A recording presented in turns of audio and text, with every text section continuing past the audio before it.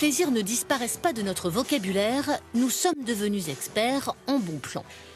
Il y a les petits pains, les chouquettes, les trucs. Vous voyez, c'est des trucs que j'achète pas en boulangerie, quoi.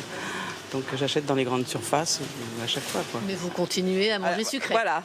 Oui, je devrais pas. Chacun ses astuces. Virginie, elle, profite des ressources de son jardin de Noisy-le-Grand pour manger ce qu'elle aime. Il y a des salades, il y a du persil que j'ai semé, des petits pois qu'on a semés aussi. Un potager modeste, mais une économie appréciable lorsqu'on compte 3 mangeurs de légumes autour de la table.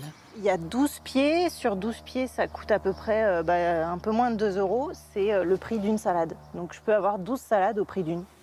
Se serrer la ceinture sur l'alimentation, c'est autant de gagner pour se divertir. Les petites économies nous permettent de cagnotter un petit peu et puis de nous faire quelques sorties culturelles ou profiter pendant les vacances un peu plus. Les prochains congés, la famille Poiret s'y prépare déjà. Alors on part où cet été? Quitte à partir moins loin, moins longtemps, Il y a des prix intéressants, il y a des promos. ils ne renonceront pas aux vacances. Ça, on les garde, bien sûr, on les a et il faut changer d'air, il faut partir. On a besoin de s'oxygéner un petit peu. Comme un besoin de se changer les idées, de partager des moments en famille ou entre amis.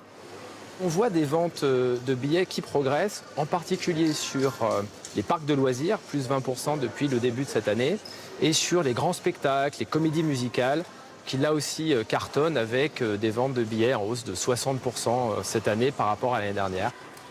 Dans ce parc d'aventure du Val d'Oise, ce samedi, l'activité de réalité virtuelle fait le plein. 45 minutes de sensations pour 20 € par personne.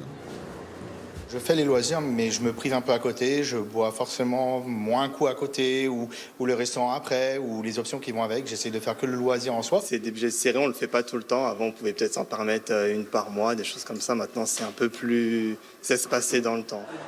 Arbitrer pour ne pas renoncer à l'essentiel, les dépenses plaisir.